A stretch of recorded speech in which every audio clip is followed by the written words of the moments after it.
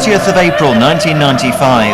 After 92 years, this was the day Middlesbrough Football Club staged their final match at Ayresome Park. An historic occasion destined for a special place in the hearts of everyone who loved the borough. Some of the club's most famous names turned up to pay their last respects.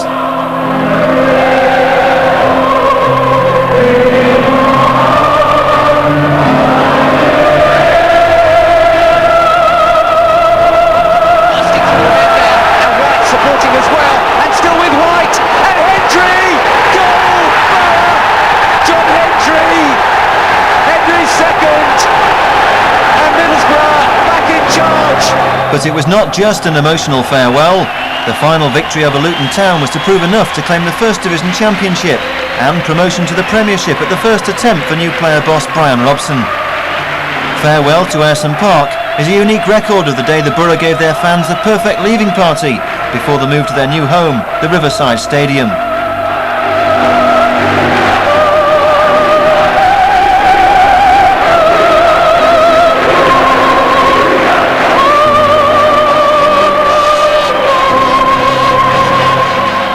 It was an occasion not to be missed. A full house was guaranteed and supporters arrived bright and early. What do you think of the new ground? Fantastic. Step forward for Middlesbrough Football Club, definitely. And it's going to be Premier League football for Middlesbrough? Oh, no question, no question.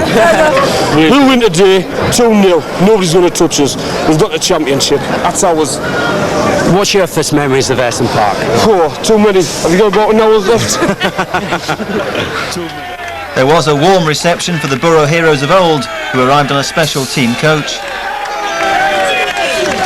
I remember when we played in 73-74 under Jack Charlton, and we walked away with the second division at that time, and really the atmosphere around the club for the last month or so was really fantastic, a party atmosphere, and hopefully it'll be the same today.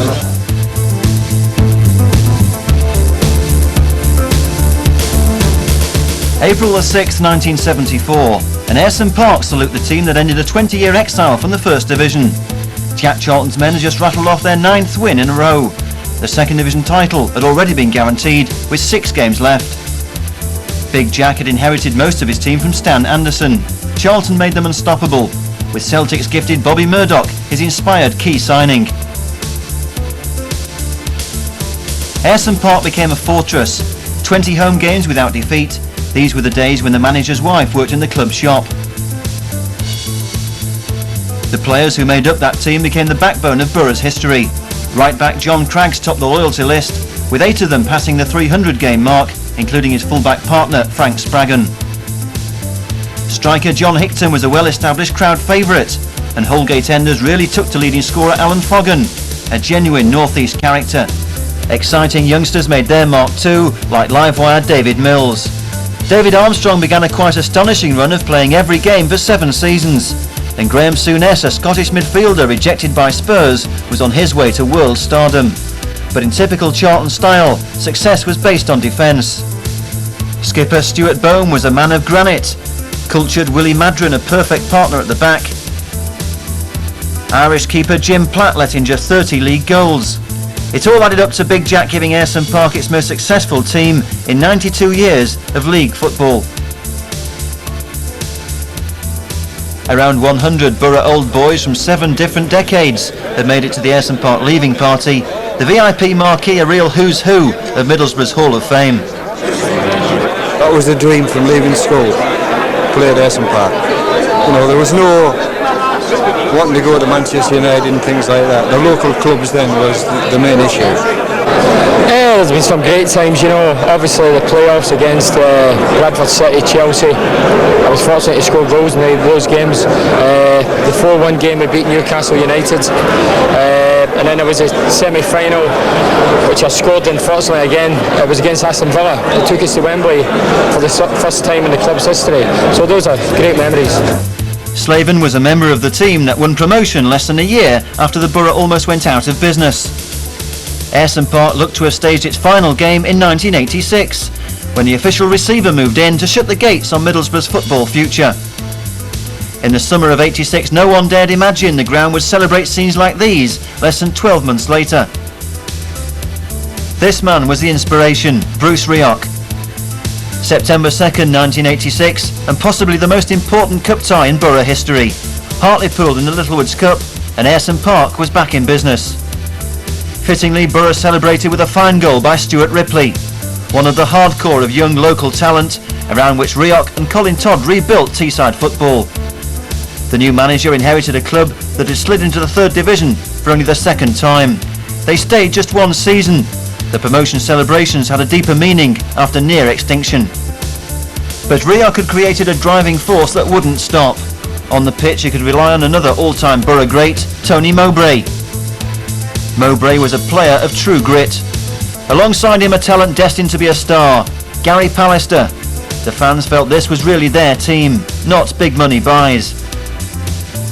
The players were fully developed, like top scorer Bernie Slaven. At £25,000, surely the Boro's best ever bargain.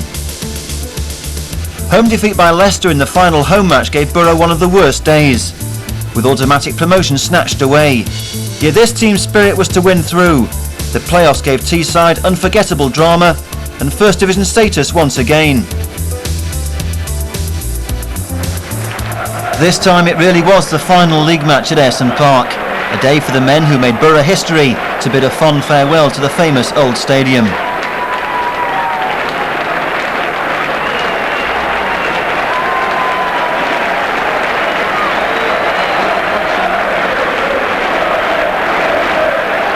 Some had said goodbye a few weeks earlier. Brian Clough missed the final day at Ayresome Park. He made his final visit 12 weeks before the end of the season. The launch of his new book coincided with the club's celebration of George Hardwick's 75th birthday.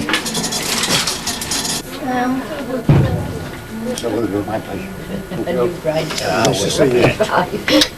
Nice to meet you again. Thanks, Ben. Right, bye. Thanks for looking after me when I was a villain. I will. You're welcome. In his playing days, Clough scored 204 goals for Boro in just 222 games. Now, well into retirement, Clough still hasn't lost his touch in front of the cameras. Wilf used to do this pitch. Brian, was it a special? Was it a special? Shut up when I'm talking, man. One of the arts of being interviewed or being an interviewer is just delay after you've asked the question, and then you get a lot of answers. Okay. All right, and relax, man. Right. Okay. How old are you? I'm 27. You look older. Thanks, Brian. You look younger. Yeah, thanks very much. I'm only kidding. This was your hometown club, of course. Was it special? Was it special for you to play all these games for your hometown club? Was it what? Was it a special time for you playing for your hometown club? Well, it was the only thing I could do. It was either that or being a messenger boy in the ICI, and I wasn't too keen on that. And I couldn't read very well in those days. To be fair, I'm not too clever now. And I couldn't deliver letters, messenger boys, so I thought, well, God gave me some talent, I might as well try and play football. Great. And how would you describe that? I mean, that's the Holgate. You've probably ran to that a few times in your time here. How would you describe the feeling of scoring in front of the Holgate? Same feeling as I got wherever I scored. One of elation. Right. And one of pleasure. Good. And one of having... They use phrases nowadays called job satisfaction. Now, I didn't know what that meant in my bloody day, but my day was sticking the ball in the net. And I assumed I got job satisfaction. Great. Okay. I did it more than most people. And you scored quite a few goals for Middlesbrough in those days, but maybe a lot of people think you should have won more caps than the two that you did for England. Yeah, I wish I'd have been working for the Football Association. I would have won more. Do you feel maybe that you were perhaps a little bit too controversial and maybe that held you back in play? I wasn't controversial at all. I was just a wee bit different to them. Outspoken, maybe? Well, I wasn't too outspoken actually, but I was a wee bit different to them. When you look back at your Middlesbrough days, I mean, there was a lot of goals and it was a great team. I mean, I'm sure you could name a lot of the players that you played alongside there. You don't need any reminder of the likes of Halliday, Day, Peacock. Well, Lindy Della Penna comes straight to mind because I used to work with Lindy, Uglini, Roland Uglini, and Dickie Robinson was centre half when I first started. And you can keep going and going. When I started to get on a wee bit, it was Alan Peacock, Derek McLean, Billy Day, Holiday on the left. He was an absolute bloody rake from Barnsley, still is actually, but nice with it. He got away with it, and good player actually. One of the old boys who did make the final day at Ayresome Park was Cloughey's old striking partner, Alan Peacock. Peacock, a player who spent his entire career in the second division, but still managed to get an England call-up for the 1962 World Cup. I always felt that we didn't seem to have any luck at Ayresome, and I think that's gone right through the years, and I'm hoping that the new stadium, I think it's good luck, we'll go through. What's your first memories there playing at Ayresome Park? You must have some regret about it as well. Playing here, just the characters that were in the team at the time. I was only 17-year-old, and I was playing the likes of Lalando, Ugolini, all these absolutely marvellous, terrific characters, and that's what I'll miss about the game. But I'm sure that we'll go on from the new stadium, and these players will all come again. They'll all come back to the new stadium. I hope so anyway, because it's a final get-together for this stadium, and I hope that we're going to have the same turnout probably when we get in the new stadium. I'd like to see them all together again. Lovely. Borough's two most famous names played in the same team, and they've been hard to separate ever since. Fullback George Hardwick, an England captain, and Quicksilver centre-forward Wilf Mannion. The two Boro stars always seem to be spoken of in the same breath, even after their playing days had finished. But their careers went in different directions, with only Hardwick opting for management. Boro fans of all generations held them in such esteem. That public demand saw Hardwick and Mannion a long overdue testimonial in May 1983. Few will argue that history will dub them the kings of Ayresome Park. What's your first memories there of Ayresome Park? Oh, that's simple. My first game for the first team, first division football, against Bolton Wanderers. My first kick, I put in my own net. 3 minutes from kick-off, I scored in my own goal. Well, how can you get a better start than that? it was, fortunately, I guess being young and having so many brilliant players around me, it didn't make any difference, except for the last 1-0. But I love this. As I say, I captained the team for 1946 to 51. We played to entertain.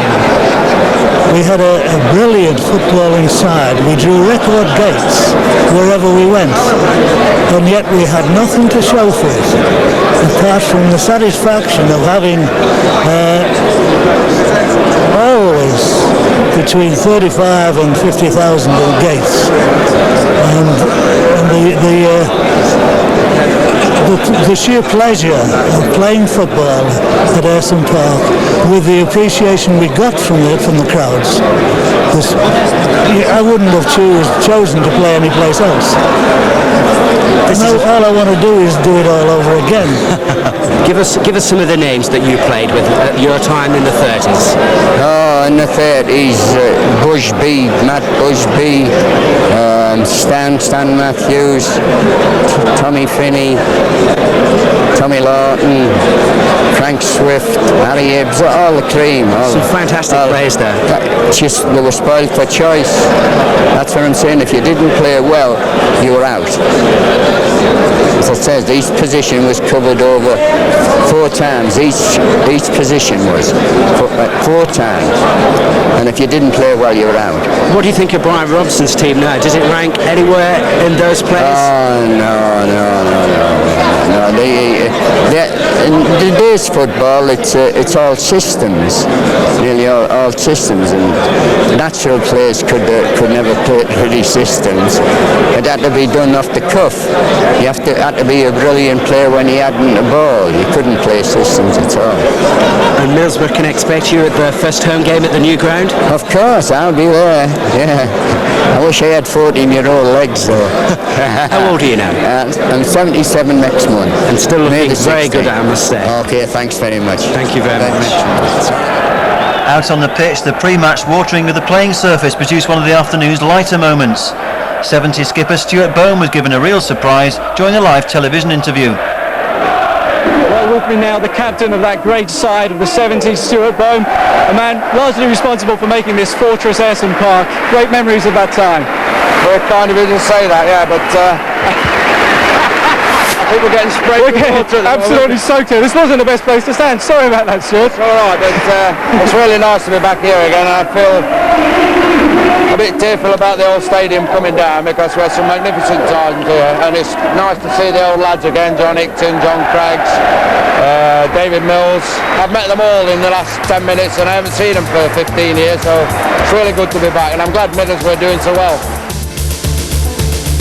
Middlesbrough's first ever match at Ayresome Park was in September 1903, a 1-0 win over Glasgow Celtic.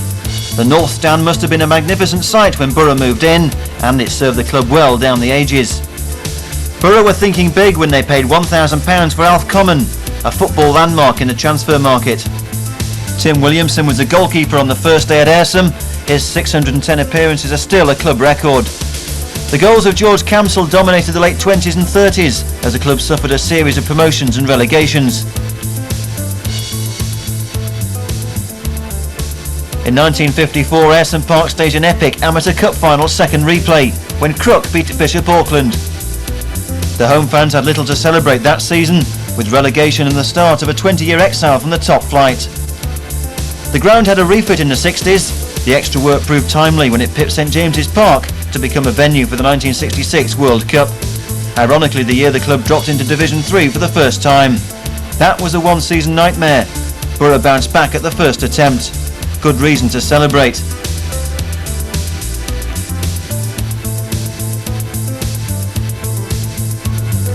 Three decades on, and Boro will begin life at their brand new stadium in the Premiership. Home for the next millennium, a state-of-the-art stadium at Millhaven on the banks of the Tees. A distinct horseshoe design. 32,000 will be the capacity, and £16 million is the cost of the largest new ground in the country. Work began in October '94. Brian Robson and George Hardwick presided over the groundbreaking ceremony. Then in stepped Taylor Woodrow Construction. They're tasked to build a new stadium fit for the next century in less than 10 months. Boro's fans have flocked to the visitor centre, making regular checks on the ground's progress.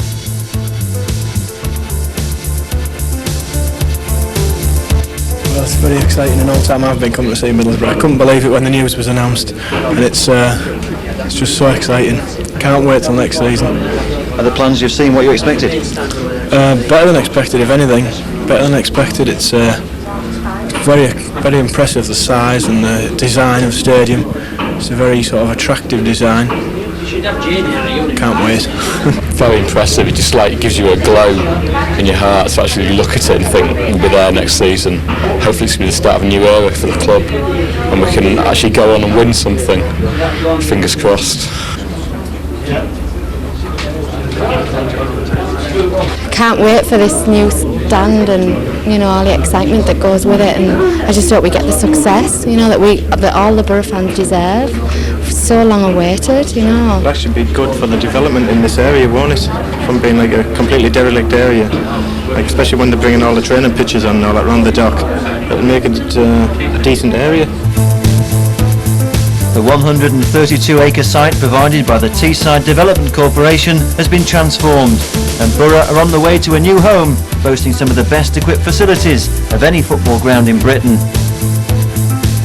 The name for the new stadium was unveiled at the final day at Ayresome Park. Here we go, with the naming of the new stadium, the ex-players are ready to tear up the squares here, reveal the name in 5, 4, 3, 2,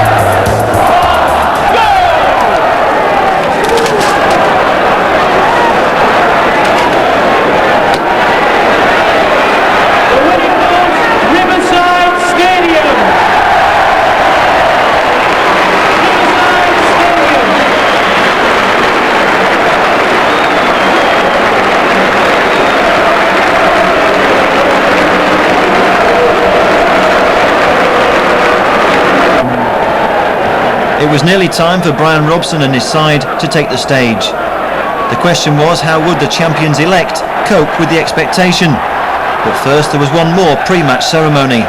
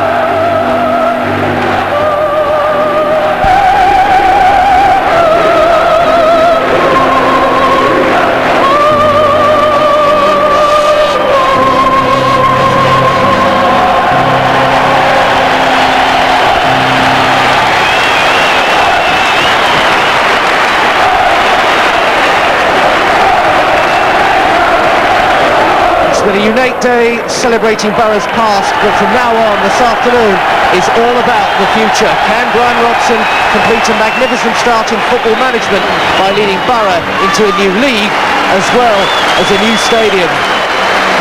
We've had a superb hors d'oeuvre. Now it's time for the main course. And what a fantastic reception. These supporters have been wound up all afternoon. They've been here an hour and a half, most of them, waiting to get their heroes onto the field.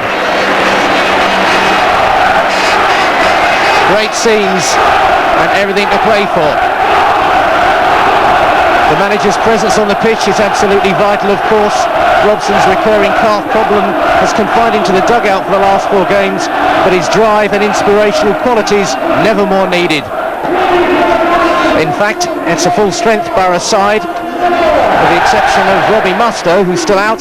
Defence is back to normal, with skipper Nigel Pearson recovered from concussion, Derek White back from suspension, assistant manager Viv Anderson and Chris Morris stand down, Graham Kavanagh loses out to the manager, 2 strikers on the bench, Fuchs and Moreno. Attack, the name of the game.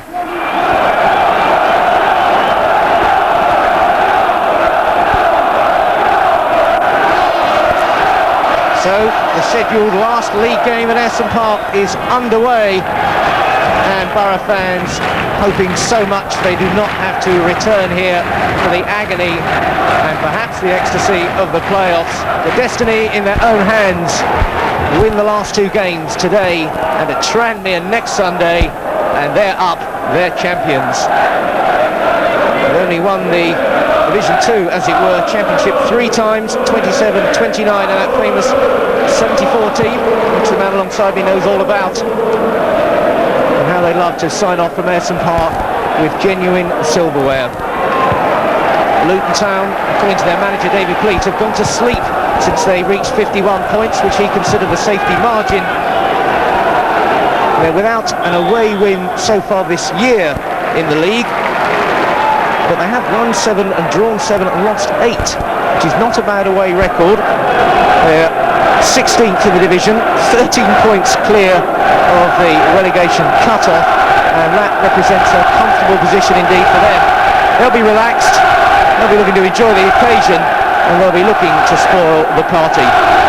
For Borough, the start so important. Alan Miller, who's been a rock himself, lifting that one forward. Luton look very much a team who can really play if you let them, and I'm sure Borough will be swarming all over the midfield to try and compress the game, keep Luton back in their place and really get a grip on this last league fixture after 92 years of football. Alan Moore, one of the youngsters out there today. Then over Fjortoft, bothering to chase that one, which the experienced Trevor Peake booted clear. The players will be so pleased to just get this game underway. But that's Gary Waddock being challenged there by Jamie Pollock illegally. There'll be plenty of that out there, one suspects. Yes, it'll be very competitive, and that's only to be expected. There's a lot at stake, particularly for Middlesbrough, but Luton will come and play. Middlesbrough might quite enjoy that. They always seem to prefer to play against a side that allows them to play as well. But as you quite rightly said, Robson and Pollock in particular will be biting in midfield. Turned on first time by Scott Oakes, not with any great sense of direction. Scored that second goal that knocked Newcastle out of the cup last season, when David Pleat's team really showed what they can do on their day. As the saying goes, they just don't have enough days.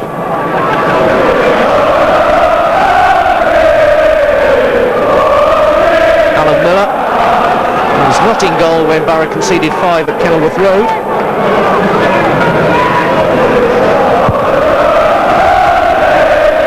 Peake ready to attack this one, and not particularly challenged there by Fjortoft. White or Moore.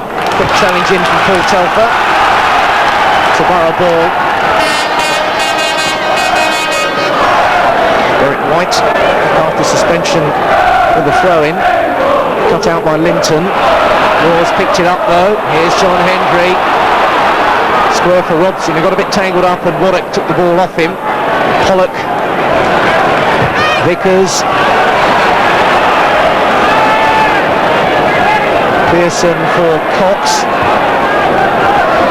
Pollock. Fjortoft having a bit of a wrestling match with Marvin Johnson. It'll be a physical scrap. And certainly Fjortov enjoys backing into defenders and really letting them know he's around. Cox poised with the free kick. Fjortov just pointing as to where he'd like it. Peake's picking him up at the moment. It's pulled out back and Alan Moore has to check to try and keep it going. White made too much of that free kick, to be honest. Well, I don't think it was intended, that's for sure. Brian Robson was signalling to drop it into Fjortov. There was space there, and I'm sure that Neil Cox pulled that one way behind where he intended it to go. That's the sign of an understandable touch of nerves. They're looking to generate some pace and some zip pretty quickly, which is a style that Middlesbrough are more comfortable with. Pearson playing that one up towards our gantry.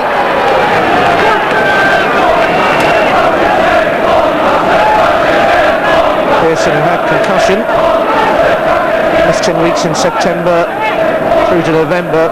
The skipper back there today. It's Marshall. And that's Pollock hooking it forward. Hendry and Peake.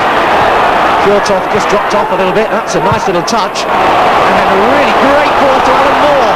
Just couldn't bring it down, but Fjortov knew exactly what he wanted to do with that one. And he knew that Moore would give him an option. That was good thinking from Fjortov. Moore couldn't quite capitalise. Well, when he flicks it up here, it's a great left-footed volley across the field, spreading the play. Alan Moore takes it well, knocks it in front of him, just slips slightly then, probably just takes it to one side rather than straight ahead of him on his left-hand side.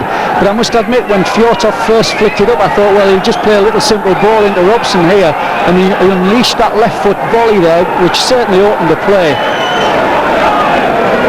Exactly a shrinking violet, Fjortov.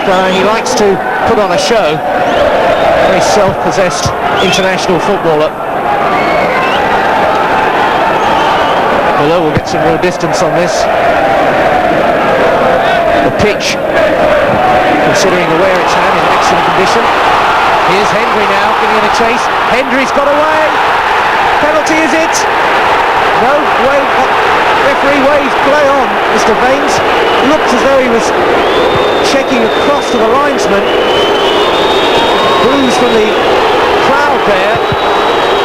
Definitely inside. I thought for a moment he might be checking to make sure the tackle was actually inside. Well, Hendry gets through here from the long kick. It's knocked down. Eventually Robson competes for it. It's knocked forward, and Hendry, through sheer persistence, gets goal side. I thought he was looking for the tackle. I thought he could have gone on there, but it looked as though he got his heels clipped. The only thing against it was he didn't get too much of a reaction from the Middlesbrough players.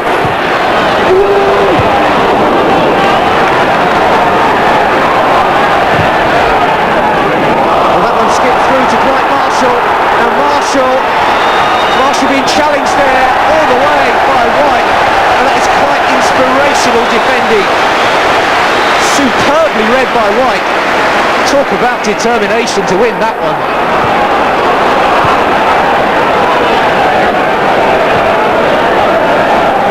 Heartbeats a little higher than normal, you think, out there, David? Just a little bit, I think, yeah. A little bit of tension and anxiousness, but I mean, in fairness, that was an absolutely magnificent recovery from Derek White. I mean, super tackle. But now it's Hendry. Hendry looking for the cross. Fjortov is there, brings it down. Fjortov into the middle. Oh, Pollock needed a touch, and it just ran on. And Priest can get it away. Fjortov looking to lay the chance on a plate.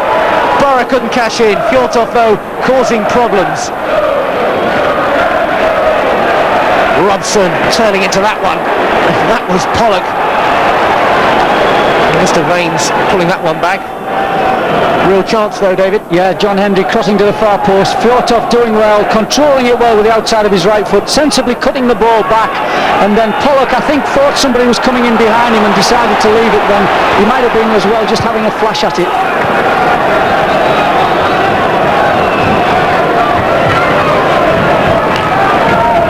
Fjortov again bringing it down and knocking it through very intelligently indeed for Alan Moore. Blackmore is in the middle as well. They've got a deflection, and that's a corner. Fjortov really thinking and really distributing the ball very imaginatively. Moore making his way to the centre. Now Blackmore is another corner kick specialist, and they're all forward. Fjortoft right in there, didn't reach Pearson. It was Luton Town's number 9, John Taylor, who knocked it away. Taylor right back there trying to get goal side of Pearson. Looking for the near post knock on. Blackmore again. He got it there. Off the line. It was Robson's header. Robson so close to giving Boro the lead. Richard Harvey was the defender. One with Waddock on the line. Boro really going close there.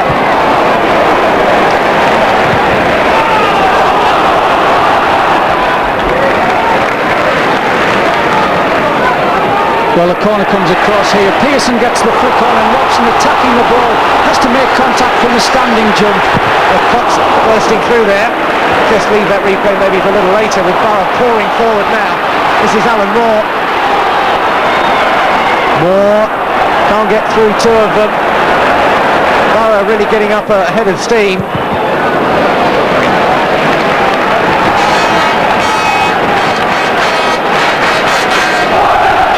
Blackmore's corner kicks then proving a real threat to Luton. Middlesbrough settling rather more and starting to cause one or two problems.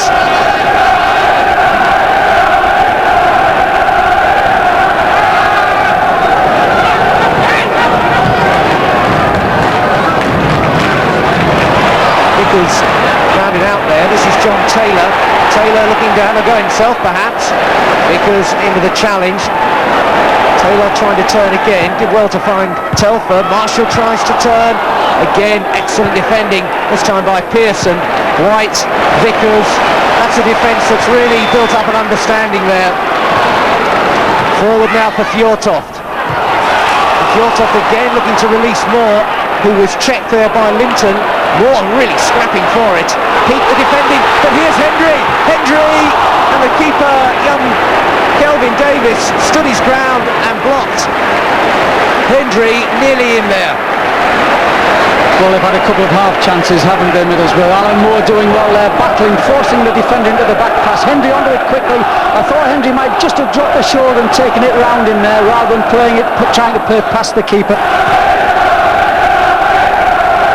Again, Fjortoft backing in, and this time he gets his free kick. It's Marvin Johnson who's penalised. This is a really useful position as well. Fjortoft may well work on the principle that the more you're in there challenging, you're going to get one or two go your way. And it really has looked a handful. Goal scoring speaks for itself. Robson is there, Blackmore is there, Cox, Moore will have a go. Oh, looks as though he fancies it, or it could be Blackmore. Well held, Kelvin Davis. Blackmore drifting it in there, getting it on target, maybe not quite the punch that it might have needed to really fly past the keeper.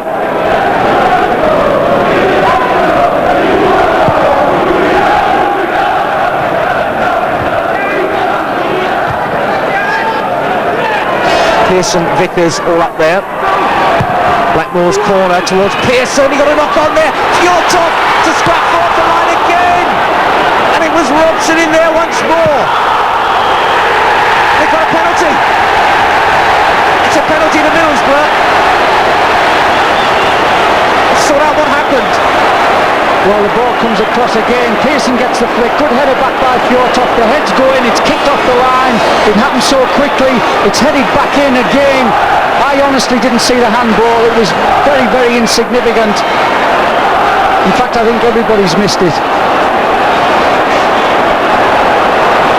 Sort of pat on the cheek there. I don't know whether that offence happened when Robson was in there challenging. I don't think so. It came out again. Real pressure though on Neil Cox with the penalty. Cox for 1-0. Good save! The follow-up, and Kelvin Davis denies Boro, and still they're looking for a breakthrough. The teenage keeper pulling out the stops. Cox, real disappointment.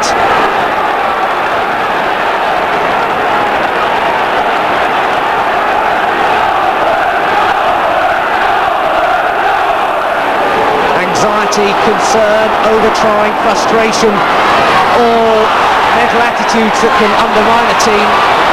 But Boro are boiling at the moment and really pouring in on Luton, but it just won't go in for them.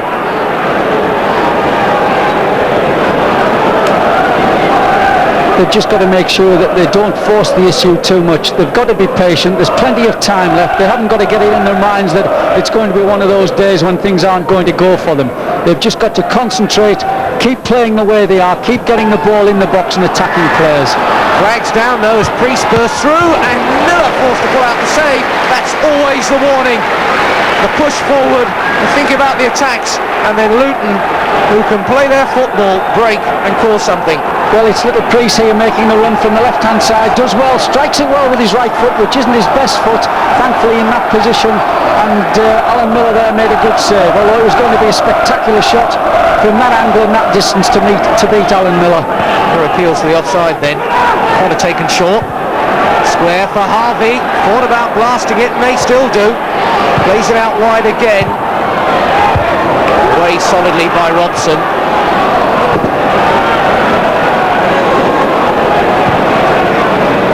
Towards Taylor, Pearson there, Priest picks up the loose ball and keeps control and knocks it square for Telfer. Miller right behind that one, good technique, down on his knees, the whole body behind it, good fielding, cricket style, rolled out as well to Clayton Blackmore. The run from Hendry, Fjortoft in the middle, plenty of white shirts there though. Back for Pollock, Fjortoft wants it played in, good first touch, Fjortoft the turn, and Davis didn't quite gather that so cleanly, but what a good take, and what a quick turn and shot there from Jan-Åge Fjortoft.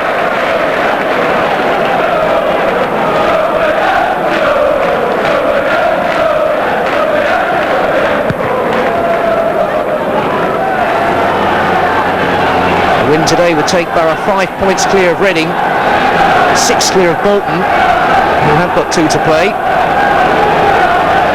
Boro currently 4 points ahead of Tranmere.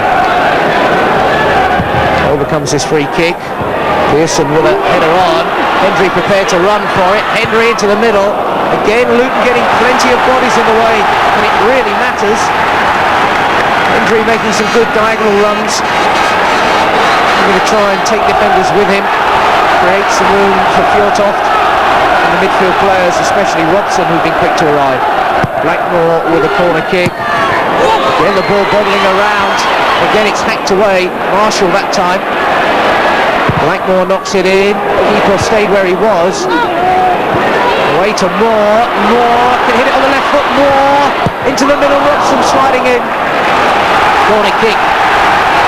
Alan Moore, when he drifts out wide and opens up space onto that left foot, can really hit them. Robson though was in the middle and he's really pushed on and got into advanced positions today. Boro corner to the last minute of the first half. Only half away. Hendry was challenging. Pearson scrapping as well. Hendry opening up room. And it's a goal!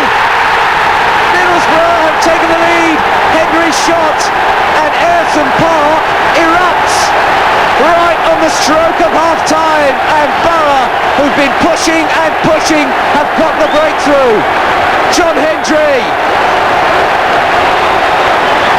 Well, Hendry does well here. Ball comes out to him, he runs across the goal and it takes a deflection. His shot here deflects off Marshall, I think it is, back there in a defensive position. Unfortunate for Luton, unfortunate for the goalkeeper, but a little bit of good fortune for Middlesbrough, which is probably no more than they deserve because they've not had the best of luck in situations earlier. Looping shot there over the top of the goalkeeper. John Hendry will be delighted with that, I'm sure. It's his 16th of the season, got a deflection, but I'm sure there's no doubt Hendry will go into the record books on this last day as getting the breakthrough. 1-0 the Boro. Here comes Alan Moore, and Fjortoft, oh what a chance! Fjortoft could have buried that one. He can't believe it, and Luton in danger of falling off the edge of the earth. Well, there's not a great deal you can say about this. Alan Moore does really well there, heads it down, he bounces up, and Fjordtoft 9 times out of 10 would put those away.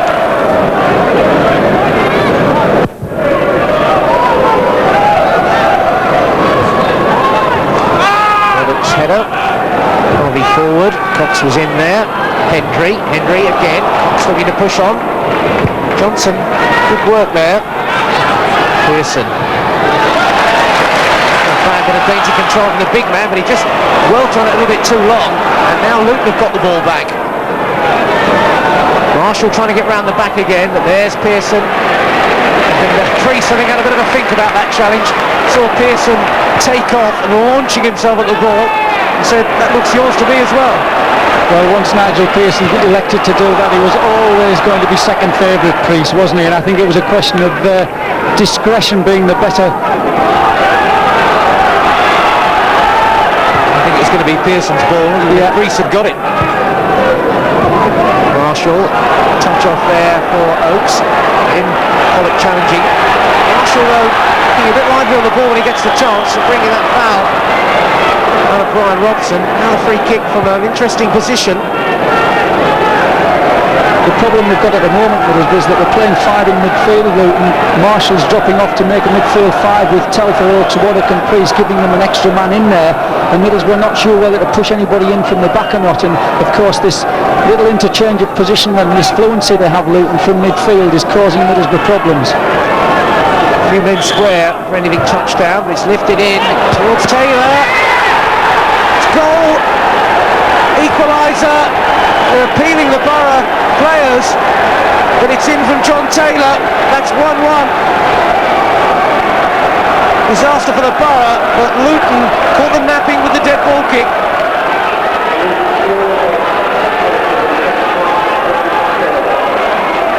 And really, Boro's chances to cash in are all ahead of them, but they've got to get that lead back. 1-1 here against Luton Town. Fjordtoft flags up John Hendry. A lot of anxious people in this ground, and I'm sure one of them is the former Middlesbrough skipper Tony Mowbray. Well, Tony, they've got to really get back into their stride now, Middlesbrough. Yes, Roger. They'll be looking for the real strong characters, I think, on the field. Looking at Nigel Pearson there, Brian Robson. They need to get about the players and really another surge, a big push. There's danger of the crowd getting behind them now, and that's what they need. They need to lift it again. It's got a bit flat for them. They need a big surge and see if they get that second goal. Thank you, Tony. Need a bit of the old Mowbray spirit, dare I say it. They've got 1 or 2 chips off the Mowbray block, as it were, out there in the Boro team. And some hard and determined pros out there. But they've also got to keep cool.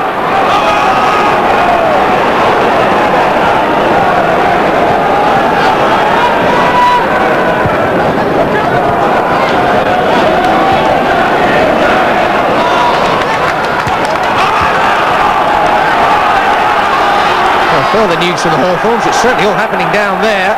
In 68 minutes, John Aldridge pulled Tranmere back to 2-1, and a minute later, a second goal for Lee Ashurst makes it West Brom 3, Tranmere 1. 3 goals then in 6 minutes down at the Hawthorns. 2 of them for Lee Ashcroft, 1 for Aldridge. 3-1 West Brom leading Tranmere here at Ayresome Park on this last league match. 1-1 Boro Luton. Taylor, the man who got the equaliser, now in possession. And that one cut out, an important interception too by Steve Vickers. And as Tony Mowbray was just saying a minute or 2 ago, they need a lift, they need a pick-up, they need a bit of spark. They do, that's right. I mean, the effort is there, it's just a little bit misguided at the moment. I don't think you can fault the team in terms of effort and commitment, but they're just allowing Luton to dictate the play now. As I say, they're playing 4 at the back and they're only pushing Taylor up front. They've got to have the mental courage now to maybe just push on and take the game, and as Tony Mowbray said, surge, but they've got to do it in a competitive and composed way.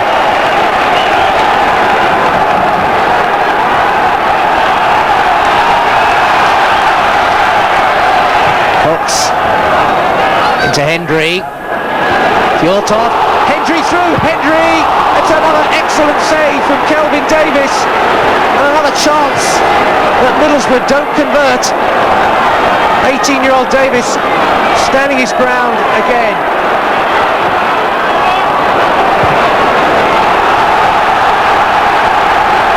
Well, John Henry certainly got free then.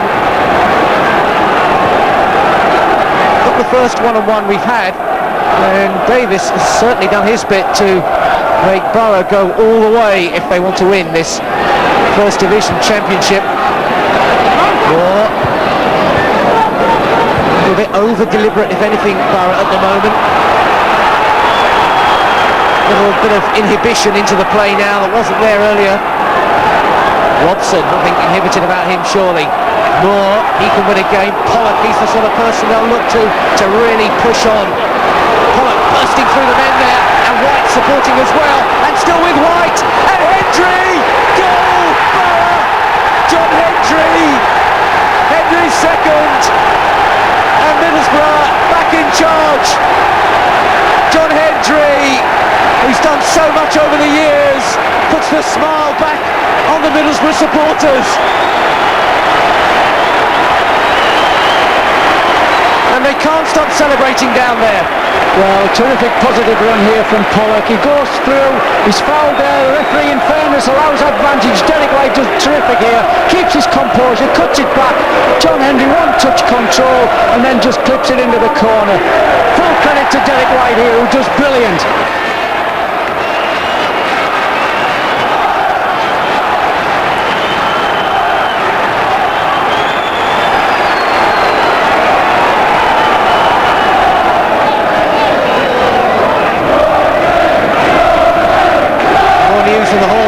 Lee Ashcroft, he's having the game of his life. Meanwhile, here's Fjortoft first. Fjortoft, corner kick to complete the story.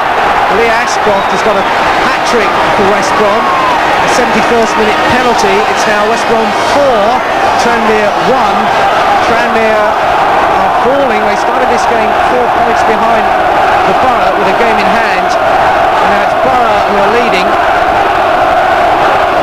And it's Tranmere who are struggling.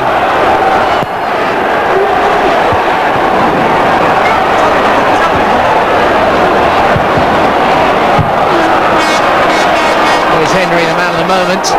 Through for Robson. Davis is there again.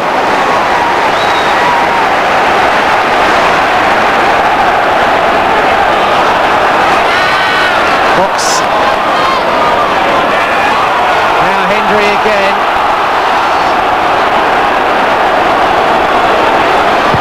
Henry into the middle, looking for Cox.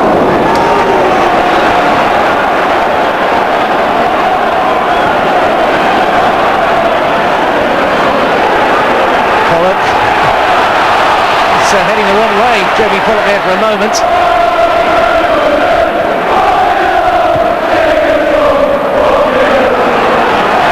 Peak.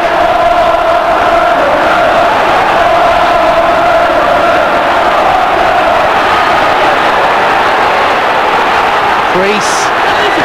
Well held Miller. Just keeper needs to be reliable. 16 clean sheets in 39 league games before today. Robson, considering his own future in a playing sense this week.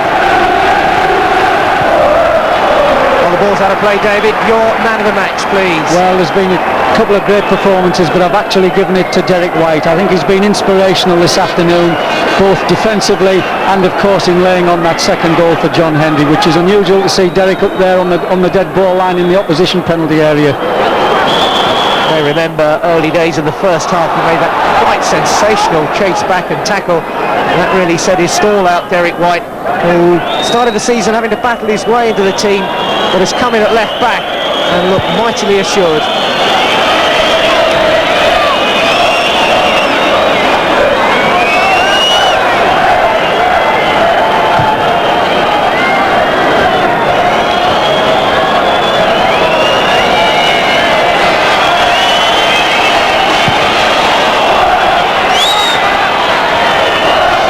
The world has collapsed on and around Tranmere Rovers this afternoon. Latest score from the Hawthorns. It's 5-1 to West Brom now. West Brom 5, Tranmere 1. Maybe they'll be relieved it's scored on goal difference in this league if it gets a bit tight at the end. Bob Taylor getting the 5th goal there for West Bromwich Albion. 2-1 here, Borough lead. Now they could really wrap it up here. Fjortoft is in the middle. Hendry has to deliver. Fjortoft just a bit too far, but Hendry, in fairness to him, had to bend it round the defender as well, and it was a fine angle to bisect. Fjortoft would have loved to have wrapped it all up there. It's drifted over Cox, that one, into the final minute, well into it. Borough need to hang on. Linton, Robson, good positioning and so calm to play it out for Alan Moore. Moore. And now here's Hendry. Could it be a hat-trick for Hendry? Hendry! Fjortoft! Oh, he's put it wide! Fjortoft! Fjortoft could have had a couple himself today. And Hendry that time wanted to be the provider.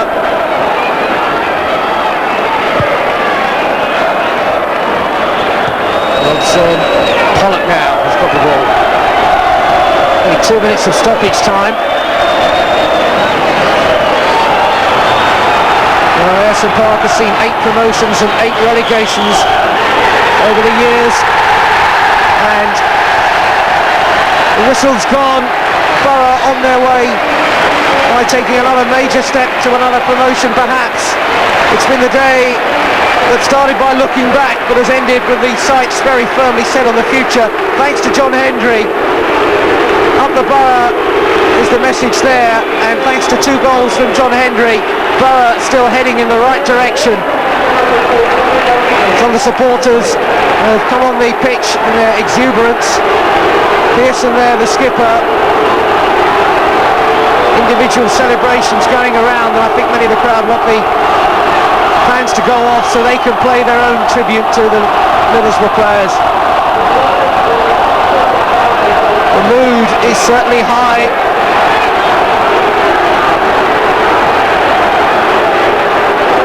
Players getting cheered off the pitch. Robson there, right in the middle of it all. And he's asking them to go back, and I think he's quite prepared to acknowledge the applause of the crowd. But Robson's message this week has been, we will not be celebrating until we have something definite to celebrate. Robson playing the diplomat there in encouraging the players to get the fans off the pitch. On a day when everything has gone so right for them on the pitch, in an incident-filled game. It's a pity we've had 1 or 2 of these over-enthusiastic fans come on to celebrate, and I think everybody was looking for the set piece to end with a little bit more sense of theatre.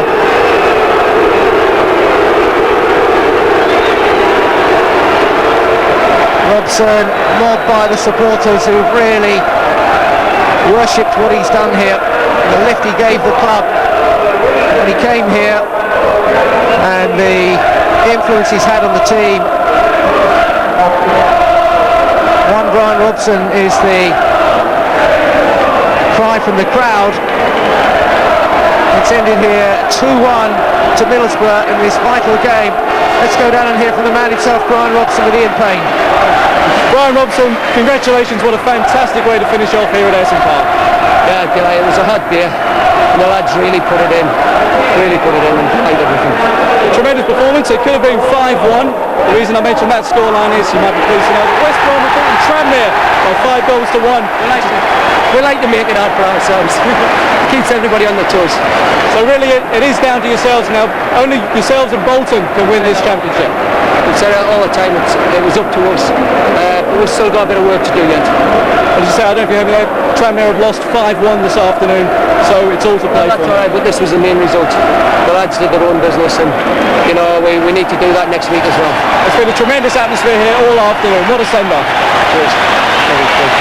Okay, thanks Brian. And John Hendry, the man who scored the 2 goals.